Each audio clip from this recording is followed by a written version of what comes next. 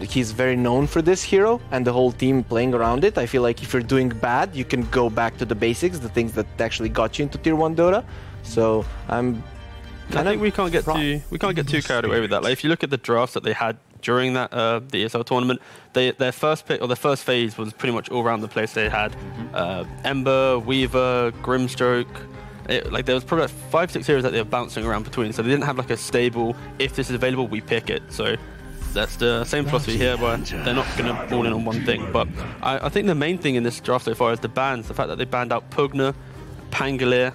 These two heroes, we saw Ninjas in Pyjamas actually pick it up in their second game, and they got demolished because their draft was so weak around these two heroes. So banning out both of them straight away, I feel like, okay, so they're respecting the potential combo that they can play and the fact that they can execute these heroes well, and they're not using that one game as a, we should let them have it, they're bad, because again, they are respecting these guys and the fact that they can play a mean Pugna if they draft it correctly. And we see NiP going with the bounty again. Yesterday, when they played their series, they also picked the bounty, and the opposite team had all these squishy heroes. So I would really like Liquid to get heroes that are not susceptible to, even if they cast a spell, they die in the team fight, because that doesn't work against the bounty. And that's the reason why NiP won that game yesterday. They would have lost 2-0 if it weren't for this hero. So I really would like Liquid now to get heroes that are actually going to survive this bounty hunter. If you win a fight, that you do not lose 2 or 3 heroes, because that's how this hero is actually racking up those track golds, and that's how you win the game in the end. And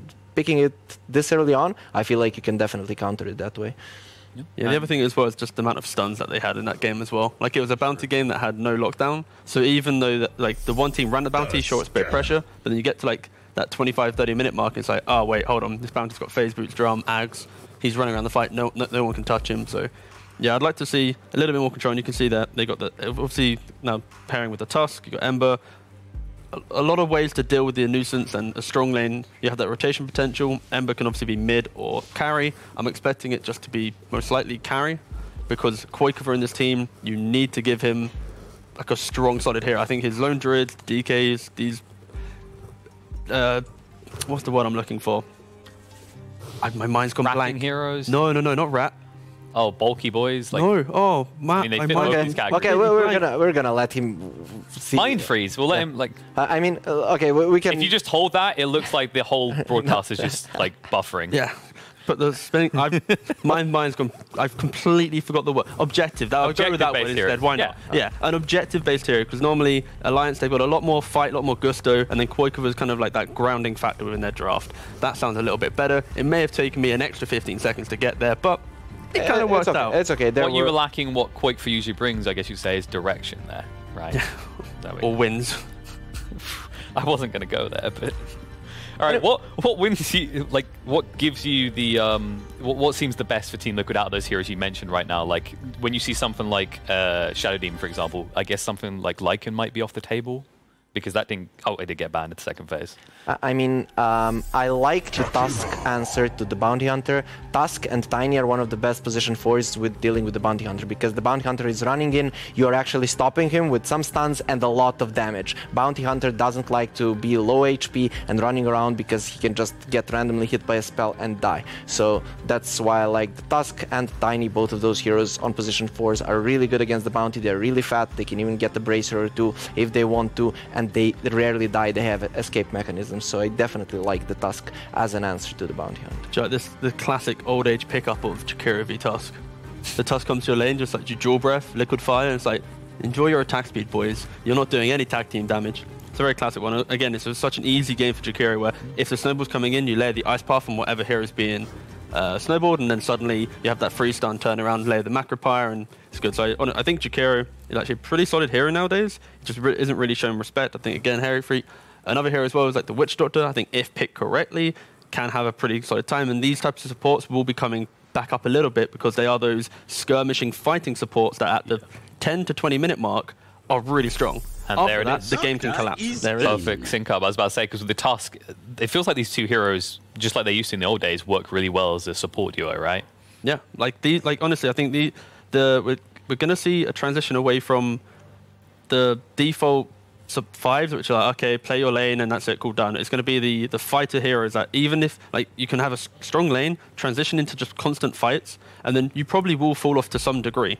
But it's the fact that your presence in the game is so strong in that first 20 minutes that you should set yourself up for a game. Like, sacrificial supports are, they're good, but I think we're potentially transitioning away from them, especially because the 5 role, in my opinion, is very much you can pick any hero there and it can work. As we've seen with Nigma with Klinks, we've seen like the Earthshaker 5 from OG. Like this role is very open to just let's solve an element of our draft with our 5 pick and just play it out.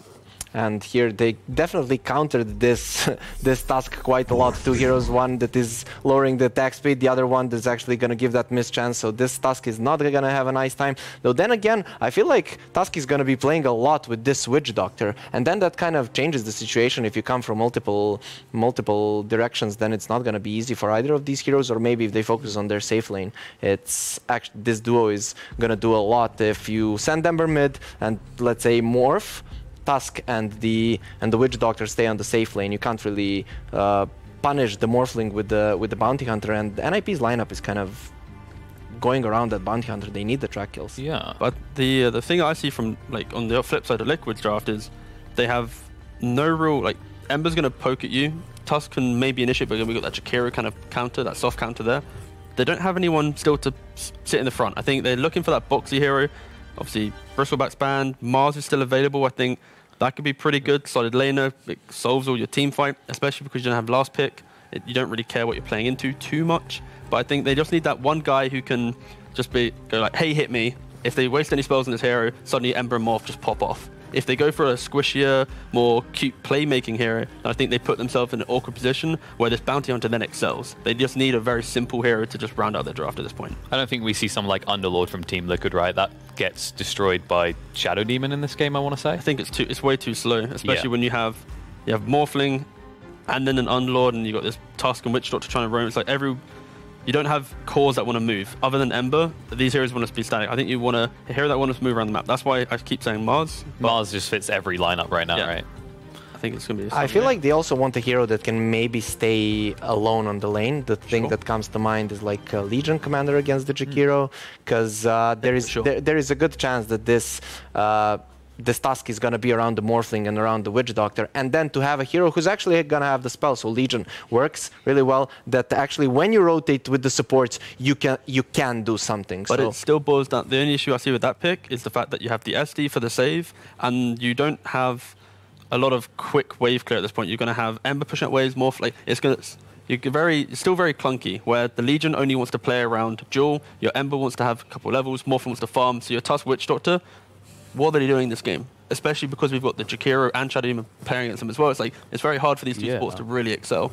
So I think they need active. And I like the Legion idea for the lane, but then you get to the game part, it's very... Well, there's active. A lot of team fight coming out from this pick. Brewmaster to round up Liquid's draft. And he's one of those heroes that's really good against the Troll. Later on, you just put him into the Tornado and the Troll is it's a single core lineup, right? So far, Chicken Fighters have shown...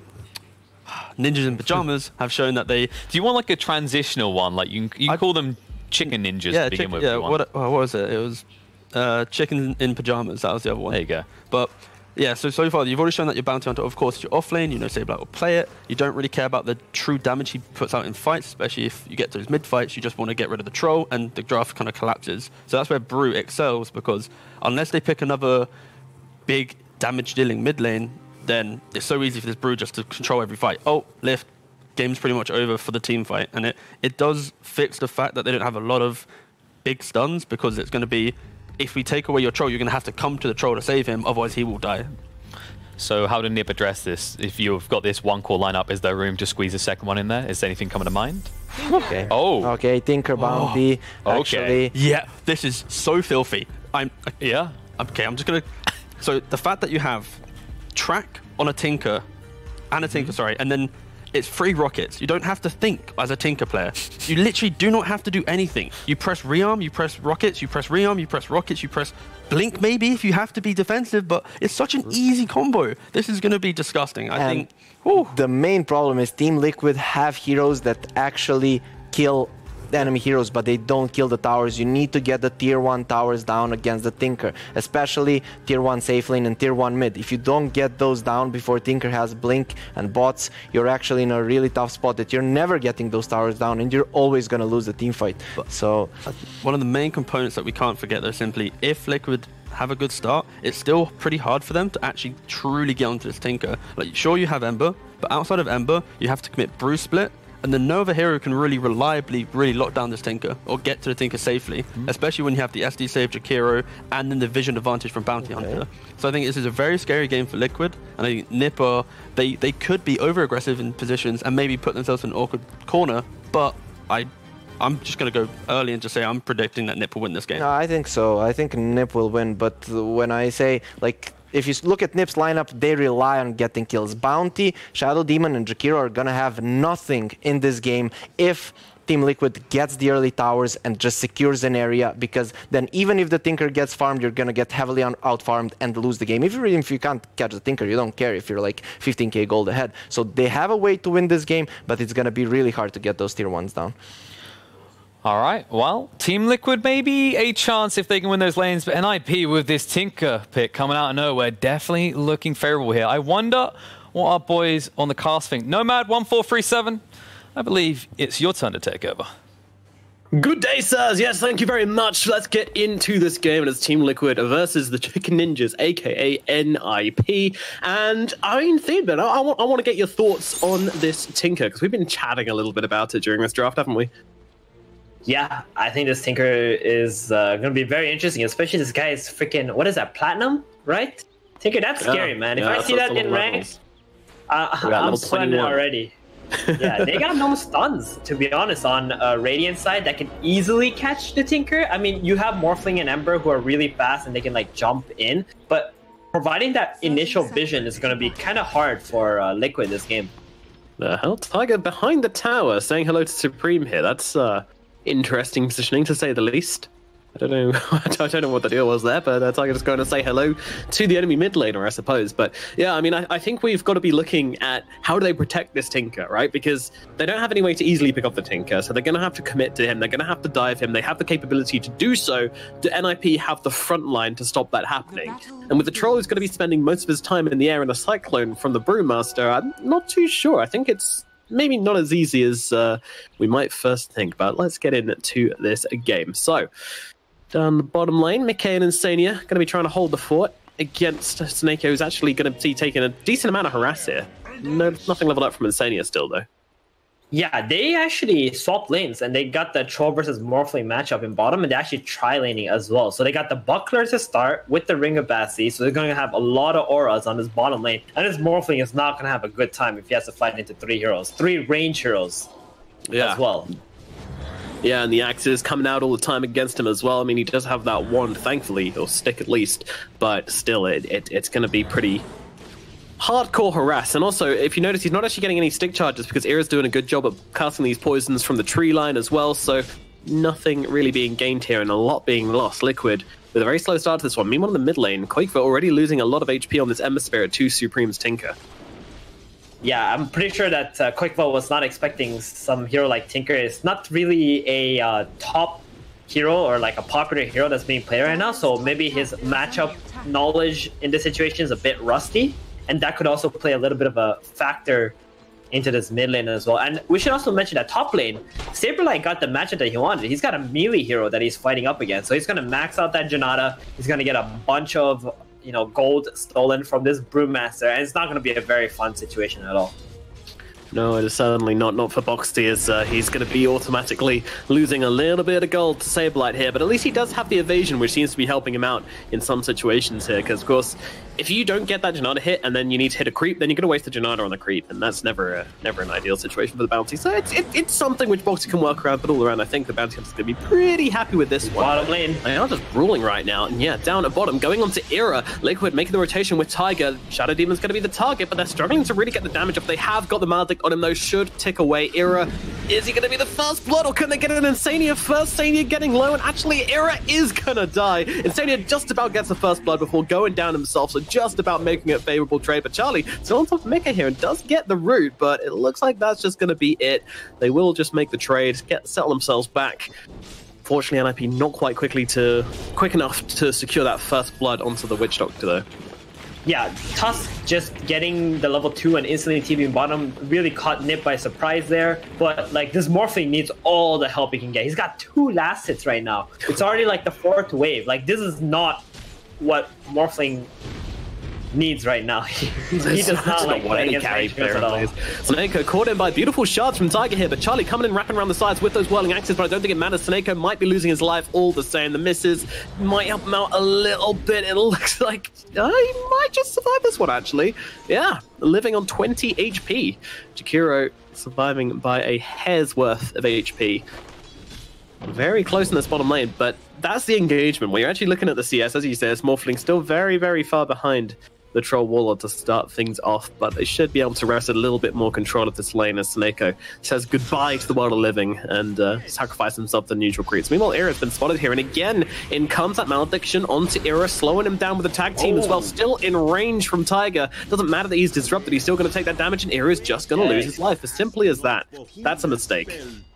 Yeah, most definitely. I think they should just try to focus on hitting the Morphling as much as they can and position themselves away from the supports. Now, if those supports go on the Troll Warlord, I think they don't have the damage to deal with the rolling axes that will, provide the missed chances onto the Tusk.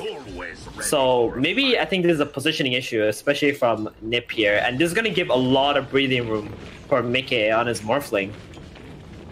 Yeah, for sure. He's going to have a little bit more fun in this bottom lane.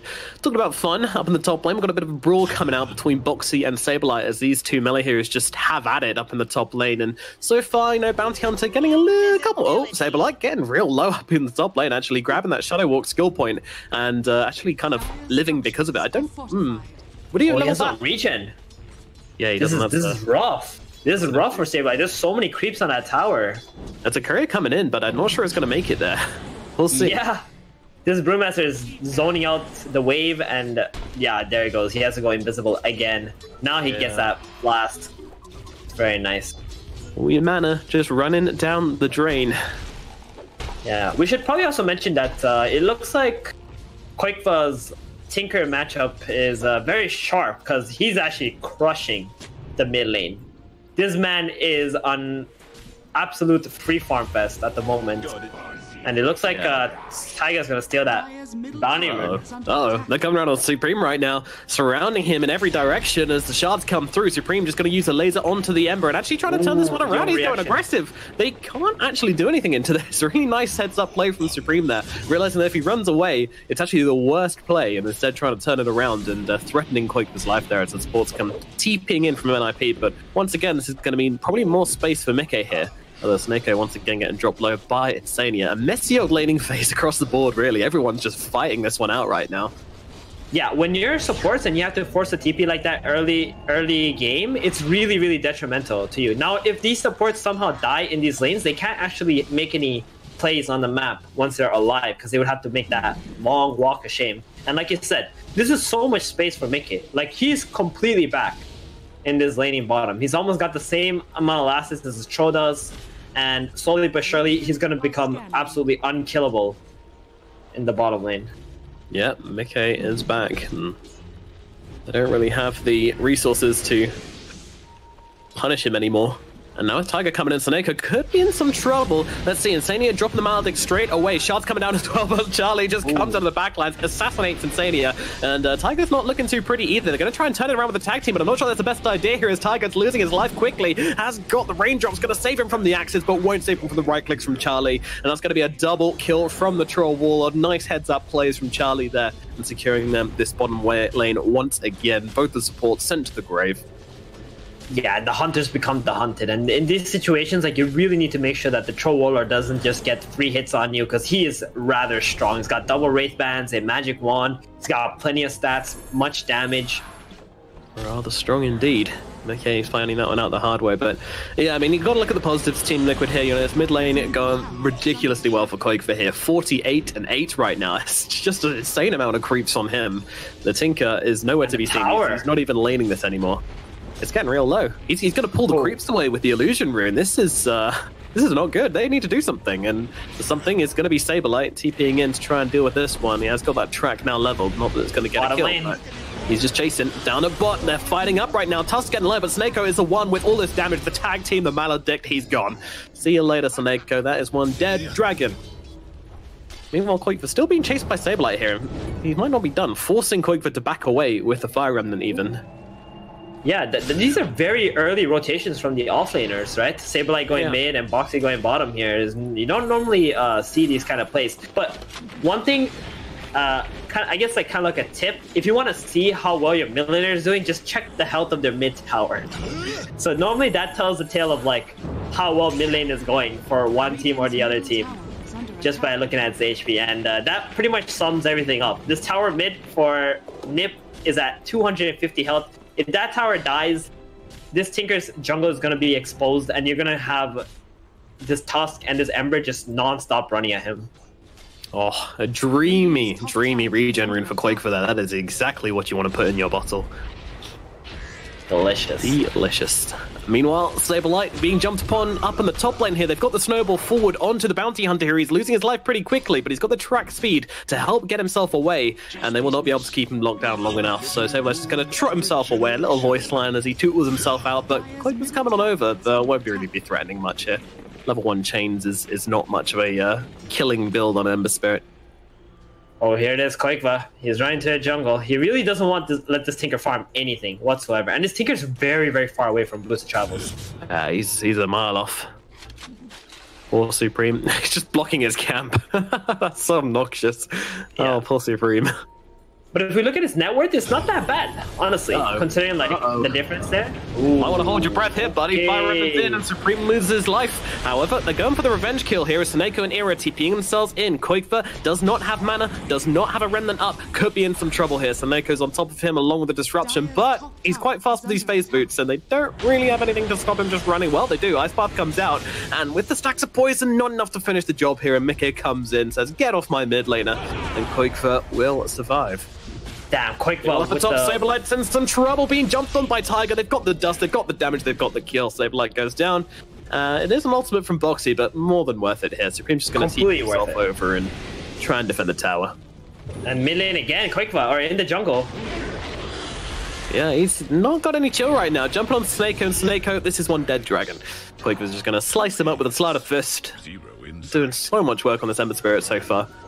Dude, I'm loving Quakever's playstyle. Like, this man is creating so much pressure in this jungle and on this Tinker that NiP has to non-stop react to it. And naturally, this gives so much space to Mickey and Boxy at the same time.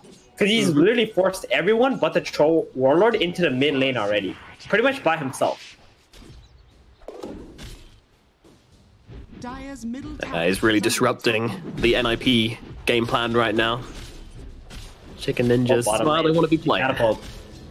This is going to be a big fight right here. This is going to be huge. It could be. They immediately initiate onto the Bounty Hunter there, so he doesn't have any time to get these tracks off. It might not be that good. He isn't losing his life immediately, but with that Maledict, I don't think he's living much longer and will be ticked away by that. Snako diving really deep for this kill onto Insane, but it's just not happening. Guess who turns up? It is the Ember Spirit once again, and even Tiger looking for the +1 onto Charlie here, but that's not really going to happen. They don't have the ability to get on top of that troll, so he can just stroll himself out. Yeah, and ladies and gentlemen, this is exactly why Ember Spirit is a first pick hero in these series that we've been watching recently. Like, this is a first pick hero. They couldn't really counter it in the laning, and he's just non-stop super active. Can play in the jungle, can TP to support your allies. He might fight Charlie here if he's quick. Oh, yeah. Let's see, Ping's coming out, looking for him. Yeah, Charlie gets himself across into his own base. But I mean, Quakever's just threatening so hard, he can't even hit creeps in peace. Yeah, now that the mid tower has fallen as well, like Quakever's movement into the enemy jungle is going to be very, very easy. He's thinking about it. He wanted to go in there. He wanted to go into that jungle, but the Bounty Hunter had to show up and protect the Tinker. Now, the Tinker is getting closer, though, to this Boost of Travels. About 500 gold off. Dire's structures are Yeah, fortified. true. He's managing to find his farm some way, somehow. Whilst the Ember's distracted, taking care of other lanes, he's going to spring up a little bit. So it's not going to be a horrible timing, provided he's unscathed for the rest of this duration. Boxy is going to take this top tower, though, and there's not really much to do about that, and they can't even trade for bottom, which is never a good position to be in, but that is the nature of a Tinker in your draft. You know, you've got a hero who just doesn't really want to play on map. Troll Warlord, whilst he is strong, it's not the strongest hero around to just kind of push towers with the team. They don't have anybody they want to group around right now, essentially, on NiP. Radiant's courier has been killed. Yeah, top lane. Oh, no vision. So he might want to start considering getting Dust on this Ember because he's going to be like the primary catcher of the bounty hunter. I guess Tusk can do that too, but you know, he might be able to just solo kill him, right? Yeah. Saberlight getting very thirsty for Boxy right now, but not really going to happen. Even throwing the shuriken his way to try and slow him down enough, but he just says, see you later, boys. Yeah, NiP really wants to do something. They feel like no matter... Oh, there we go, bottom lane again. Going on to Charlie here. I'm not too sure if it's the best idea here, although he doesn't have Battle Trance leveled up right now, and he's just going to drop... Oh my god, the damage from Insania, dropping the death Maledict. the kill. Yeah, what a spell, eh? Damn, yeah, he's got that maxed out. He didn't get the stun up. Like, that thing does so much damage when it's level 4 already. Very nice kill for them. Like, 2 supports killing the enemy core? Yeah, sign me up for that. Absolutely. Yeah, looking at the death summary here, 430 damage done from the Death Ward and 308 damage done from Maledict from that Witch Doctor. 812 total from him. Pretty crazy stuff. Yeah, and you can see like how Liquid is playing. They just leave the 2 supports bottom, making sure that make sure that NiP can't come down here and take that tower. They know that's probably the easiest tower for NiP to take. And Quake actually getting purged up yeah, here. he's getting jumped right now. I don't think he can get away from this one. A slight remnant up to the cliff is not enough to keep him alive, and that is a kill they're looking for, but only 226 gold for this one. That is not a valuable kill. It did go to the Tinker though. That is something, at least. True. They go to the Tinker. And there was a lot of heroes near there, so they kind of like split that. They're going on to Charlie again in the bottom lane, but the Tinker, he's TPing in from behind, trying to cut off their method of escape here, and Charlie's going to be absolutely fine, and now the turnaround's coming in. Nice ice path from below ground from Snako there, slowing down Insania, and the rockets come flying on in. Insania is certainly going to lose his life here, I believe, as the track is out onto him, the poison as well, and down goes Tiger as well. Both heroes dropping. Beautiful use to those boots of travel from Supreme, just TPing in super bravely, and they realize that, oh god, we've tried the same maneuver without the Death Ward, and we're going to pay the price this time around. Yeah, this time they got the boots of travels on the Tinker, right? Like, they feel like they're online now. They're being super active with the bounty hunter, trying to see the situations where they can like counter gank or, you know, make some plays happen. Tinker no longer needs to be protected. He's the one who can just join the team fights whenever, wherever. Yeah, omnipresent. Yeah, bounty runes. How many we got here? 2-2 again? Looks to Insania. be the case. Yeah. Oh. Yeah. Oh, the dust. Trying to go on to Saberlight here. Yeah, they've got the vision on him. A TP's coming in from Boxy as well. Saberlight out of mana and running out of health pretty quickly as well. Can't go invisible due to that dust and is just going to die to the Death Ward and the Maledict. This Witch Doctor hero really pretty damn strong, it feels. Yeah, it is, and especially the Tusk versus the Bounty Hunter. I'm very surprised that they didn't ban the Tusk, considering it's like kind of like an auto ban against Liquid. Considering that they wanted to pick Bounty Hunter in the first phase anyway. But yeah, like this hero, like Bounty is gonna have a tough time getting away from the shards, and then the snowball stun is so good at catching him. Yeah, it really is. And they're jumping up Snako here. Look at the damage dealt from that punch. He's just going to melt. See you later, buddy. Snako is going to be the extra +1 here, edging a little bit too close to that Tusk and paying the price. Yeah, dude, I'm loving this game, man. There's so much brawling going around all over the map, just randomly like, yo, get the support, you know? It's just like one after the other, just getting deaths every single minute. And there's a catapult bottom. You think they're going to do something with this? Looks very unlikely, though. Especially with Tinker gathering in the area, and they've got the primal split as well. Yeah, there's no position 1 and 2 in this area though, so it looks like just like kind of like a bring heroes here kind of play, and Tinker's just gonna come in, march it if he needs to, and then that's just gonna be the end of it. This is the kind of game where Liquid. Tiger was looking for the Tinker there, I'm sure. He was sitting in the tree lines. They're going to settle for the Bounty Hunter instead. Jumping on forwards here. Saberlight in some trouble once again. Maledict on top of him, burning away to the Ember Spirit. See you later, sweet prince. Meanwhile, the rest of NiP gathering behind the tower to try and do something here, but a nice little hop forward there from Quakefer. Going to keep him out of the range of the ice path, and it's going to be a full escape here from Liquid once again.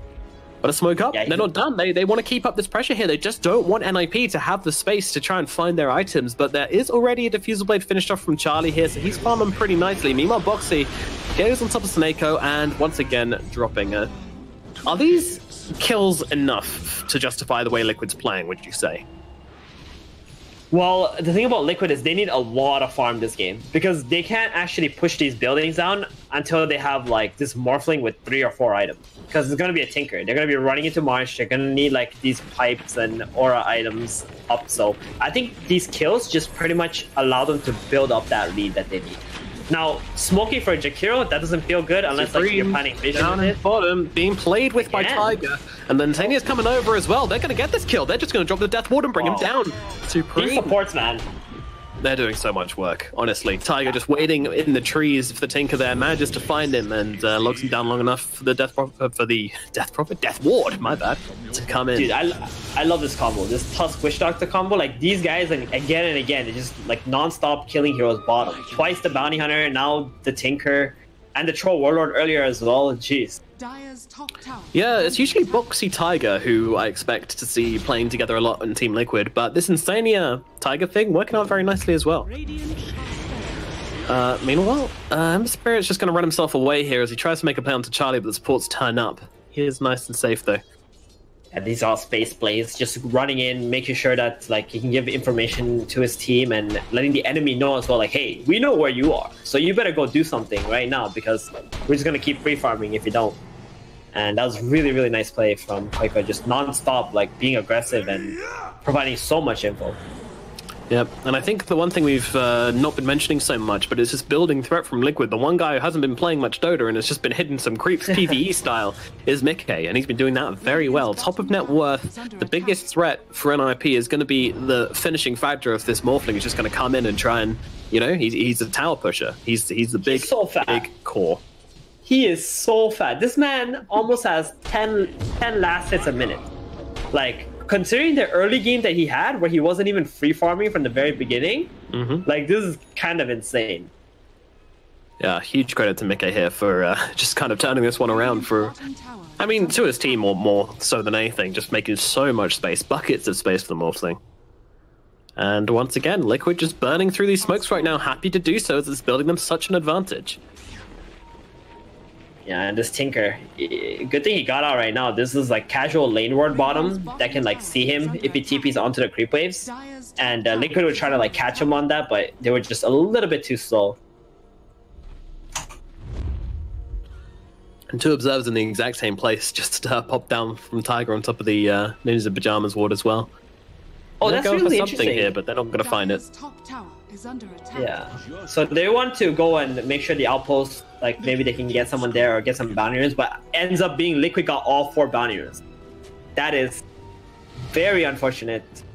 It's just not coming up ninjas right now, but they're going for Mickey here. This would be huge if they can find it. But Mickey, in comes the disruption. As a team, they're not coming over right now. With the Ice Path, it's going to lock him down for a while here. He's trying to more strength, turns into the troll, but unfortunately it doesn't make a difference. Era gets the kill, and they're turning up to this one. Liquid actually want to fight one. They're going to go for a troll here, and he's actually already popped the ultimate. He doesn't have much of a choice, but just to tick away. Punch comes in, and Zini is going to die on the sidelines to save a life, but Charlie will lose his life. Tiger rolling on forward, though. It's not looking great for him as he's tracked up, brought down by the side of NiP. They're going to find themselves 3 and only losing their troll in response, maybe. Supreme going to try and TP himself away as Rock coming in.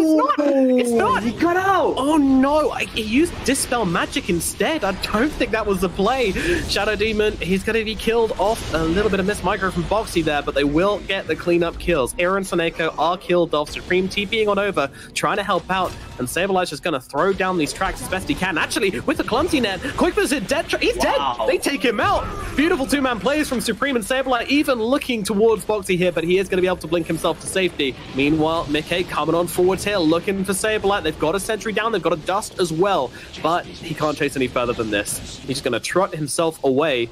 Wow, what an engagement. I mean, I don't even know what to quite make of that. That was an NiP victory for sure, right? Like, their Tinker survives throughout all of it. They get a ton of track kills.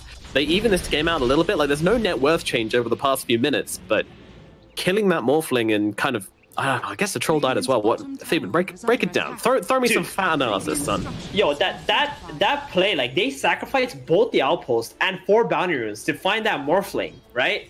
They get the kill, and that's all bounty track kills too. So I would say like it breaks even, but this is like insane for NiP because I thought they were not going to be able to kill this Morphling throughout the entire game. And just because all the enemies went for the bottom lane, like Liquid went for bottom. Sableye. Sableye, buddy. Yeah, that's a bit much. Although Aero's going to keep him alive a little bit longer. Maybe help him get one more track out. He's going to go for the Shuriken instead, but he will certainly be dropping to the Maledict in the end here. Good night, sweet prince. But Tiger's going to go down as well. So yeah, another track kill as well. Very helpful for your entire team. Yeah, pretty much worth, I would say. Making that. I don't know. Tower too. It's got a lot of gold. True, if the tower goes down, then it certainly is worth. Oh, Boxy though. Game. Yeah, Boxy's just throwing his body into this one. Soneko, I don't think he's got much chance here. He's just going to melt away. They're even turning towards the next target instead. Looking for Charlie as Mickey cleans up Soneko in the backlines. Charlie's going to do the next target. He's got that ultimate, but what's it going to do? Trying to find a target here. Instead, just ends up stuck on creeps, but he is most certainly losing his life in this situation. Couldn't be more dead. Charlie, he's out for the count. A couple of rockets being spammed once again. March of Machines coming down from this Tinker as well, but it's not going to do a whole lot other than just repel the forces of Team Liquid. Cute play from Boxy there, just trying to go for the low ground thunderclap. This could be big, and there is no troll for 30 seconds. Has no buyback, even if he did want to all out for this one. Yeah, it looks like they're gonna get this, unless the Tinker can show up here somehow. They do smoke up. They don't want to let them have this. Yeah, let's see. Soneko's actually going for the D ward there onto Sentry. Coming in forward, so they got to be quick. They have to be really, really quick here. Meke is getting started with Roshan. Boxy jumping on forward. Sableye, yeah, looks like he's being caught out on the front lines. The disruption comes down onto him, but when it's over, he's going to be in a world of hurt. Though Tiger also in a pretty bad situation. The track comes down onto Tiger, but the bounty will lose his life. Meanwhile, in the backlines, Boxy just doing so much work to completely separate the NiP line, and down goes Era as well. They've thrown the dragon up. Meke just got to wait for him to land and then do the dirty onto man. Although, that said, Charlie and Supreme are going to offer enough of a threat to force back Mick in, whereas Shan throughout all of this is just not being taken, so they get him low, but they don't finish the job. Unfortunately, with 2 heroes dead, I'm not sure how much resistance NiP can really put up here, but no, Liquid call the shots, they say no. Time to do other things. Roshan is not on the cards right now. Yeah, their stats and their cooldowns are all still winding down, so they're gonna have to like chill out, heal up again, and go once more. I love what happened in the mid lane. Like NiP thought that was a free tower. They saw that Liquid was really spread thin throughout the map. Ember was like bottom and Morphling was top, and all of a sudden, bam, just like that, 4 heroes on the mid lane taking that big fight. They got caught off guard there, and then they have to sacrifice 2 heroes just to stop the Aegis from being taken. I think that was the right move, because if Liquid gets his Aegis, I'm not sure how NiP might be able to hold them down for the next 5 minutes. Yeah, for sure. It would be a huge, huge ask. What do you think about the way Saberlight's been playing this one, though? I mean, he's been very much on the front lines as a bounty hunter. He's been losing his life a lot here. Is it, you know, is there a different way he could be playing this? Well, he's got the aura items, and he thinks he's very tanky. Like, when you play Dota and you buy a pipe, you think you're like you're like a boss, you know? Like, you can't die to anything. I think, like, that's one of the problems he's facing. But at the same time, he doesn't really have anybody else who can just run in and give vision for him to be able to track somebody else. He is that tank in this game. Who else is it? Troll Warlord, maybe? Yeah, and on top of that, he got countered pretty hard this game, right? Ember and Tusk, I would say those are pretty good counters against Bounty Hunter. So, overall, it's a very tough Bounty Hunter game, that's for sure. Oh my goodness, they wanted to get that root onto the Ember, but didn't work out. He just says, see you later, kids, I'm out of here. Nice ulti, idiot. And quick fades away. Rocket's gonna follow him. Oh, even dodges a rocket. Fair enough, mate. He's just looking to style, right? They're gonna go to Roshan. They see 3 heroes bottom, they see all 3 cores bottom, and instantly Roshan again. They have the outpost, but they're just not going to get here in time. The damage is going to be too much. No one's making their way over. TP's on cooldown. Liquid playing the map beautifully. And there's no battle chance either, right? They use that battle chance bottom. That's like probably the most important spell for a troll to be able to fight. But he does have a Black King bar though. He's got like 100. He's like 100 gold off you. They do have the tools to be able to kill Morphling at this stage in the game. They got the Diffusal Blade, they got like the Black King by Troll Warlord. The only problem I'm seeing is maybe NiP's teamfight could be a little tough, so they're gonna need to like, you know, make some maneuvers around the team fight where they can like try to jump the backline, get the Witch Doctor out, get the Tusk out before they focus these like super hard to kill cores on Liquid. Yeah, easier said than done though. I mean, Tusk has that natural inbuilt save on himself, and the Witch Doctor, you know, that involves going real deep because Insania has not been making himself a very easy target, but it is about all that NiP can do right now, especially with his Aegis in the hands of Mickey and with a shotgun as well. Such a huge threat on the map for Liquid now. Fighting them, it's not going to be easy. You're basically relying on your high ground defense, I feel, with this Tinker. For sure, and I expect them to keep on like taking all these towers on the map. There's 2 more tier 2s and a tier 1 left. I think they're just gonna run through the map and just like take whatever possible fight Liquid can get right now. They are feeling themselves at the moment. They are. Liquid just going for a little smoking choo-choo train on adventure, seeing if they can find any pickoffs. Big circle drawn by Mickey, saying, I know exactly where these kids are. No, not Courier's definitely not worth it. Here comes... Oh, Quakephone might get exposed on this ward, and that would give all the information they need to just... Yeah, they're out. That's good. That's exactly what they need, right? They need to buy time right now, NiP. They need to make sure that this Aegis can just run out without them taking any engagements whatsoever.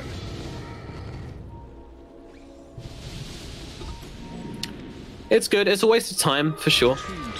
Not quite sure how much more time NiP are going to be able to waste until Liquid are sieging their high ground. But then again, it's always the Tinker factor, isn't there? There's always the fact that this guy, he is rich. Yeah. He is really, really rich. Like, Yo, he's on his item? the Morphling. Do you see his item? Yeah, like he's got item queued up. Oh, like, wow, Philosopher's Stone. Wow, that is... Normally you give it the support, right? But Tinker, it makes sense. Because it doesn't need like the attack damage. I suppose so. Who cares about right-clicking things when all you do is cast spells? Yeah, all right, get that little bit of extra gold, and he's almost got the hex. Like you said, it's going to be a great item, and this is like perfect to like get that Ember down. Or maybe if he can somehow pre-hex this Brewmaster when he blinks in, like before he can get the ult off, that's going to be the team fight. Oh, Boxy. Yeah, popping that ultimate real early here just to control up the Troll Warlord. NiP, are they able to escape from this one without losing their Troll? Oh, he gets knocked to the low ground? What? The Spider Legs. Gotcha. Yeah, meanwhile, a shotgun comes out. BKB in response from Charlie here. Now has to look for a target. Quake's going to be that target, but he's got the BKB of his own just to be careful and get himself back. Now, they look forwards here, but this BKB is going to be absolutely wasted from Charlie. Still has that ulti at least. Meanwhile, Bounty Hunter on the front lines being brought down again. Does have that pipe disruption, going to help him out a bit, but there's nothing to cancel out the Witch Doctor's ultimate, and the Death Ward's just going to tear through Saberlight regardless. They lose their Bounty Hunter, the first blood off this fight.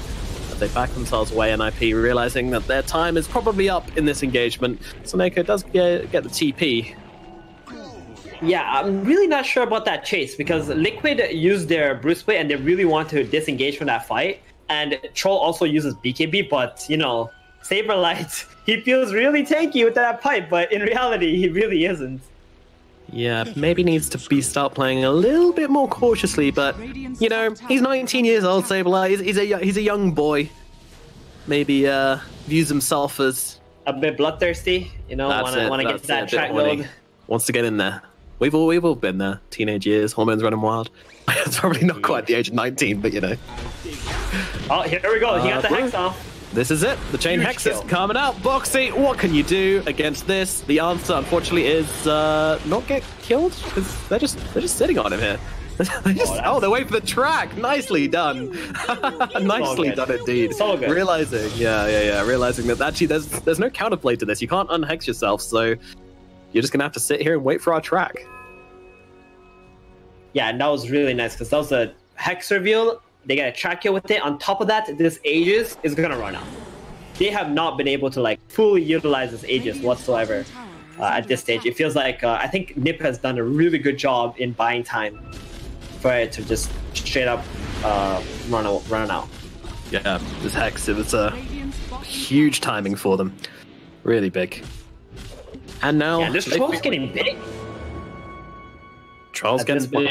He's going to catch up with this Tinker soon enough. And Tinker, absolutely huge. This Morphling is... I don't know. It's... Okay, so if they just meet on a 5-on-5 team fight head-on-head right now, do you know who takes that? Right now, I might actually go with NiP. Like honestly, it really depends on like who gets hexed in the beginning of the fight. But I actually do favor NiP at the moment, just because like they just hit the hex timing, and the Troll Warlord feels really strong now. He's got that Yasha BKB. Like they do seem rather good. Like it's just gonna come down to who jumps to first. Bounty Hunter finally going for the Lotus Sword, which is going to give him a bit of armor, and they've actually seen Mickey here. Oh. Can they do it against Disruption? Comes out. Where is Jakiro? Not in range, and actually Supreme, he needs to leave. Oh my goodness, he actually gets a blink away though. Somehow gets himself out with the rearm. Oh my god, that was close. I thought he was dead, but so quick. Yeah, I mean, they might actually be able to turn this one. Charlie being controlled on the front lines here. He's got that BKB ready to go if he needs it, along with the ultimate. BKB is going to come down. Meanwhile, the Death Lord not doing a whole lot from inside it, counting out quickly. But Charlie, he's kind of walking around looking for a target, being controlled up, having to pop the ultimate to stop himself just straight up dying here, trying to find a different target, looking towards a Morphling. Morphling, he's able to just turn around right into Charlie. Meanwhile, on the sidelines, they've got the Hex, but they can't keep it going on to Koik for right now. NiP leading forward. Meanwhile, Foxy on the backline is trying to control the Tinker, but they're blinking on forwards. They get Koik for Tiger already dead. Mickey in trouble as well. Hexes are out, and they are going to be able to bring down the Morphling, and it looks like Insania heading the same way as well. There is nothing for him to do but perish in this situation, and that is going to be 4 kills away of ninjas in pajamas dying. My goodness, absolutely nothing on themselves. They just live, all of them. That was so beautifully played. Yeah, they baited those BKBs. The Tinker lived somehow. I have no idea how he got out of there. And then he comes back in, and Liquid, they were just like too eager because they popped those BKBs. They could have just ran away, you know, understood that the Tinker lived. He's just going to come back full everything. But damn, that Troll Warlord went ham in that fight. Like, he zoned out the Ember and the Morphling all by himself. Yeah, and I love that he didn't just like throw down the BKB, throw down the Battle Trance to try and get like a cheeky pick off, because he maybe could have killed off the maybe if he just popped everything at once, but he was so patient.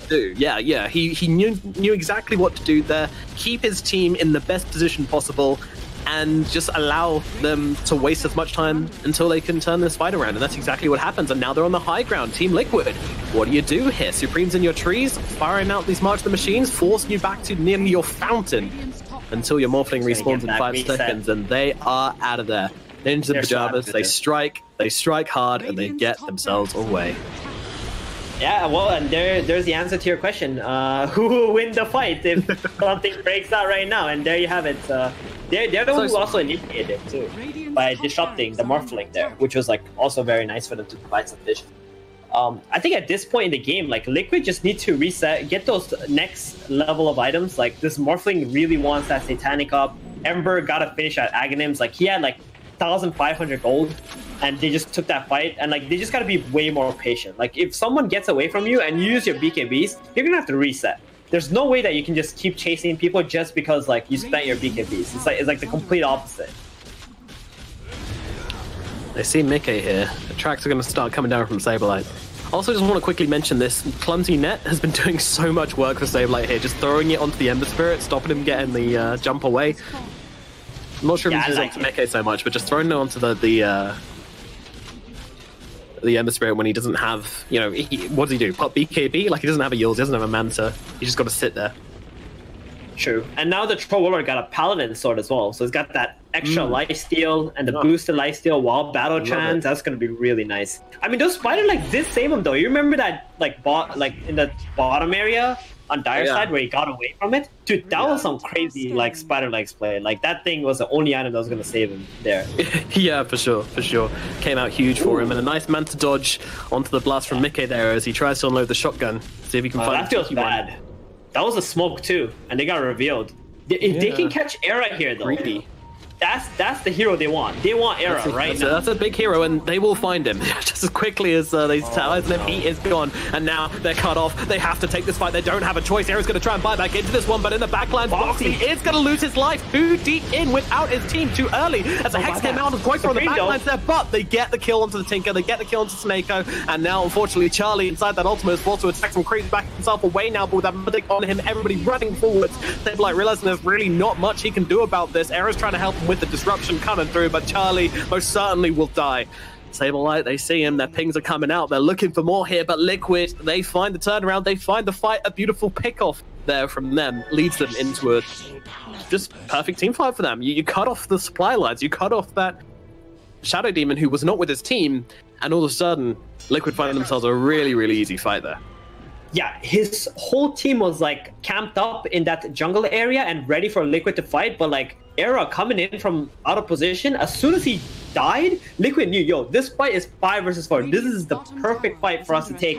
And they just straight up ran into that jungle. They knew that there can only be 4 heroes here at most, maybe only 3 because Tinker would have to TP into the fight. And it was so easy after that, especially since they planted that vision on the hill and they could see the entire lineup of NiP and exactly who they need to jump. And that Morphling, he killed that Tinker so fast. That Tinker didn't know what hit him. He went from like 100 to 0 in a matter of seconds. Yeah, no blink this time. I don't even know if he got his BKB off. I don't think he did. I think he just absolutely melted. Yeah, I mean, he's going to die to that physical damage from the Morphling. Like, this Morphling is hitting for 350 damage right now while he's BKB'd. So that BKB is definitely not going to save him from that, at least, for the physical damage of the in the next fight. It's a good thing that NiP didn't actually buy back and try to salvage the situation.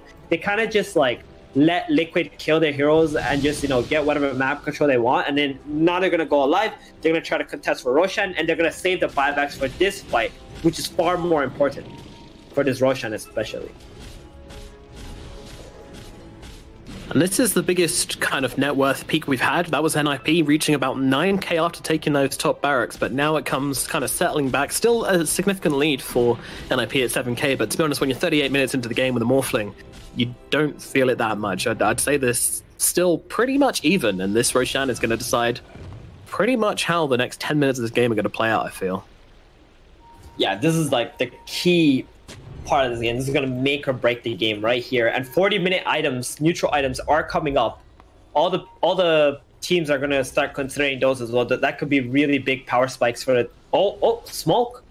Charlie gets revealed, sitting in the front lines. He's hesitating. I don't really know what he can do, to be honest. He doesn't have any kind of jump out of the backlines. Boxy trying to find Tinker right now. Won't be finding him, but instead finds Saneko. Meanwhile, Charlie on the front here, having to pop that BKB, not getting much done with it. And Boxy just sitting inside that BKB, waiting to pop the ultimate, and will now get it off. Meanwhile, Charlie being chased down, pops a man to try and get himself away. Coke is on top of him, though, chasing him for the long jump, and everybody surrounding Charlie. He does get off the ultimate, though, just in time. Finding himself a target, but he's stuck on Illusion. Supreme coming down onto the low ground here. Popping that BKB, but he needs some help. He needs a team, and no one is going to be able to help him. Charlie is going to lose his life. Supreme just trying to blink himself away, going in every which direction, even going past Boxy as he's doing something else. They're still trying to chase him, but Supreme will get to safety in the end. And Sableye able to sneak away on the backlines as well, it looked like. But these 2 kills, along with the Charlie being dead for 60 seconds, they could really do this Roche. But can they, actually? Can they with track and rockets? Never mind. Oh, so annoying. Obnoxious, my god. Wow. That feels I mean, bad. they're going to buy time. Yeah, they're going to buy time, but like, NiP, honestly, they got outplayed by Boxy there. Boxy, with the big dick plays, he just blinks in blind with his BKB, you know, gives all the vision for his team. And NiP, they go for the Ember, they get him hexed up, but then here comes Taiga with that amazing snowball to save him from the infinite hex loop. And then all of a sudden, NiP, where the Troll Warlord uses BKB, had to start running backwards. And when you are using your BKB to run away from a team like Liquid, who's got Ember, Tusk, Morphling, you know you've lost that fight completely. Like, somebody is going to die. Someone's going to have to give up their life. And unfortunately, it was the Troll. Yeah, it was indeed the Troll. 2 times in a row, Charlie being controlled up really nicely in these fights. It seems to be the deciding factor is just the battle of the front lines. Can they control Boxy? Right. Can they control Charlie? Exactly. Yeah, they gotta get that Hex out onto Boxy somehow before he jumps in with that BKB. But like, Boxy knows that's what they need to do to win. Like, that, he knows what NiP needs to do to win. So he's like counterplaying that by preemptively BKBing and then blinking into them, even though it might not be an optimal jump. They have a Princess Knife on the side of Ninjas of Pajamas, I think. Oh, another smoke play here. No one's picked it up. Meanwhile, they've got... Ooh, Poppin. Looking forward to it. Koikfoot trying to find Sableye. I'm not sure if he's going to try and save him here. He's got the gem, though. They kind of want to get him out of 4-staff just to try and get him on side. The adaptive strike. Oh, my goodness. Ooh. Tickling his pickle there. But Sableye just about survived. And now Miko jumping into Roche to try and give his best... But Charlie Samurai needs that big HP boy, region. spider legs over the Roche pit just to stick his head in. Hello, bye-bye. Just has a look at how it's going. For now, nothing. The dance to Roshan continues. Yeah, it does, and now those tracks are out, and now the trouble commences. The Rockets. Oh, Charlie's going in. Oh, Charlie with the sneaky fire leg win. Do they realize that they need to do something? Liquid, your Roshan is being taken in front of your very eyes. You need to do something. You need to run into this, but tries going to take Roshan. Takes the Aegis. Liquid with a critical mistake. I don't know how they didn't go for that. I don't know how they just let him take it from under their very eyes, but they are going to try and go for this. Era's going to be the target right now. Boxy Pop Map BKB trying to get on top of him, and they will be able to take him down quite quickly, but Sableye comes in round the back with that Lotus Orb on top of him, and Charlie being controlled up decently here. Has got that Aegis, might be forced to use it a little bit sooner than he'd like. Deathward doing not much, really, as Mickey is controlled at the back. Mickey pops a BKB, turns it around. Sableye is not going to be able to be successful in killing off Mickey here. Does have a Lotus Orb, but it's not going to be much. Mickey able to blast through him. Level 25 has the Warrior Form charges, just run him down, and Snake in a similar position right now. Chains is up, and down he shall go. Meanwhile, Supreme going to throw some axes. Where's Charlie going to pop the ultimate? They're trying to jump onto Morphling here, but the snowball comes through, saving the day. Tiger rolling on past and saving Mickey's life. The axes will not be enough to bring down that Morphling. Meanwhile, Supreme does just about get the blink. Hoikva not that healthy, actually, as they'll finish off Tiger, and as Ember could be in some trouble. He's got a Remnant now available, throws it away, and with the Aghanim's should get out of this one. Charlie trying to chase the Spider Legs, but now Supreme's on top of him. He's got the Hex, he's got the damage. They'll bring him down, jumping on forward. Supreme is everywhere, and then he goes one.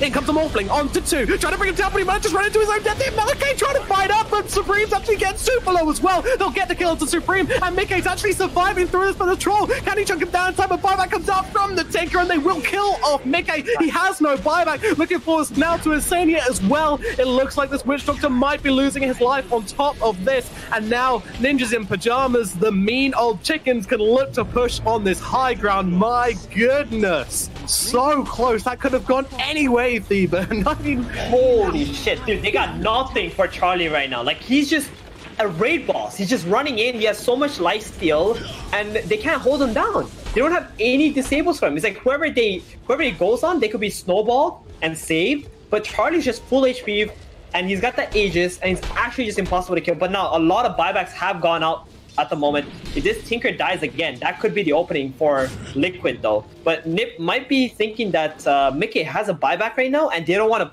put the pressure onto Liquid, because they are really afraid. I mean, do you see how long he stayed in front of the base? Oh yeah, I mean, he's feeling himself.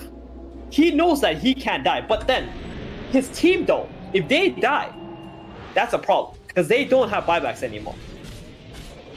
That is more than a problem. It could be. But he's gonna go in. He's got the Aegis, man. He don't care. He's got a double damage.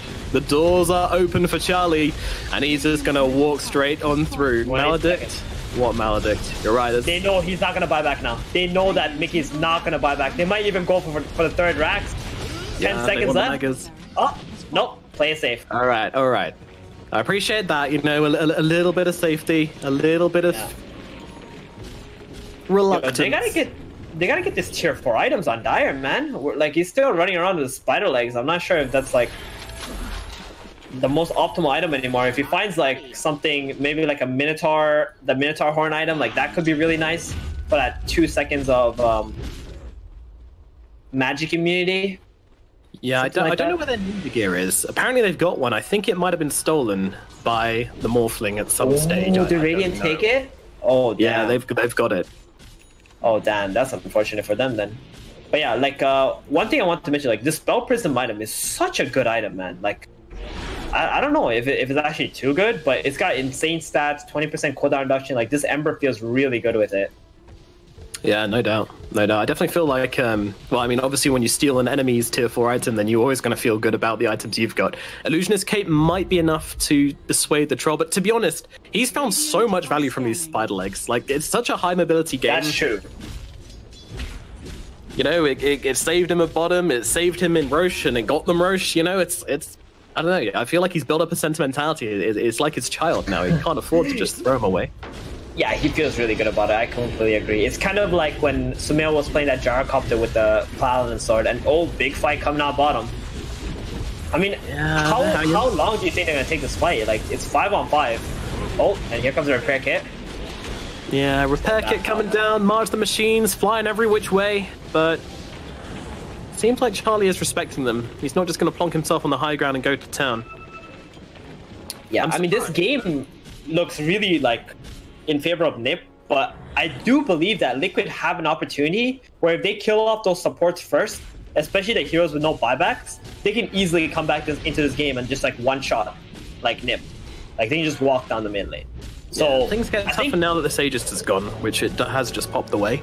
Right, exactly. And because of this, we're going to see another stalemate for a little while until someone goes out of position and walks into the other team's ward, or when the Roshan spawns again. It's going to be another fight for Roshan. And I do feel like it's very much even at this moment, even though there's an 18k goal lead for NiP, only because of the buybacks being on cooldown for some of the heroes on NiP.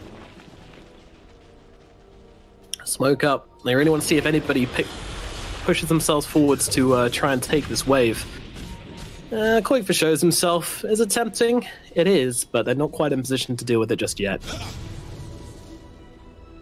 Alright, here we go, Mickey. So, Ninja Gear, going to the backline, snipe that Jakiro or Shadow Demon, easy. Yeah, easy. Top lane. Don't know about that. They have got the disruption forward onto the box. He came forward to try and clear out the creeps here, but he does get that ultimate off. And actually, Charlie, he's dropping kind of low here. He's got a cheese. We'll have to pop it here. And with the BKB, Spider Legs, just about everything except Battletron's being used to get himself away. But away he shall get. That was good that he had the cheese. That was very good that he had the cheese there. Oh, Supreme though, he cannot die. Supreme is the last hero on NiP that can die. He's got 3 minutes left on cooldown for his buyback, and if he gets killed off, Liquid is gonna go rampant on this map right away. So that was very close. He had like no mana and like 500 HP left or something when he got away to that situation on top lane. Playing it on the line, playing it very, very much on the line, and with that buyback on cooldown would have been extremely costly. But still, NiP maybe getting a little bit closer to, I mean, to be honest, to losing the game if that Tinker does die there. But yeah, they're kind of given a reality shock here. Like, wait a minute.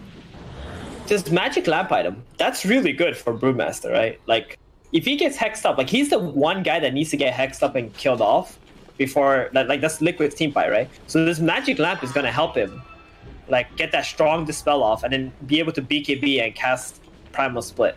I'm assuming that's what allowed him to get Primal Split off in that fight there, and what he didn't know about. Right. Or else the game could be like over right here. So that's very nice. Like these tier 4 items, they're like so game changing in a lot of situations, and you have to like keep tabs on what everybody has. They have got. It seems like they've got the extra one. There's a ward, man. They know what's happening. Liquid, you're not fooling anyone here.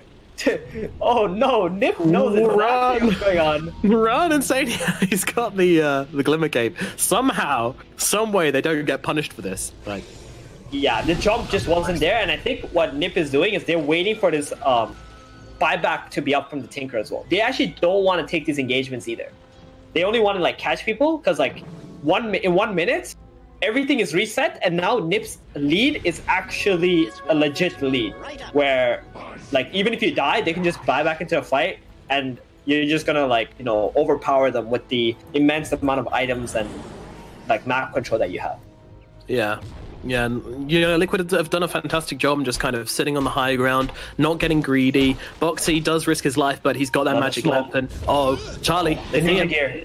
Into Sneko, here we go. Gonna pop the Manta and actually jumps on top of Qualifier with the Abyssal Blade here. He's gonna have to pop the BKB to get himself away, but they've got Tiger locked down on the backlines, but Snake's gonna trade his life for this one. Both heroes going down. Tusk without buyback, by the way, as Charlie popping that BKB, trying to lay into the Boxy, trying to get the split, but he can't do it. He's dead, does have buyback, and meanwhile they just turn and eviscerate poor old Insania. 2 buybacks available on the side of Liquid, but it's gonna be a 3-on-5. Is this really gonna happen? I think not. I think this might be the end here, just in a very, very abrupt engagement.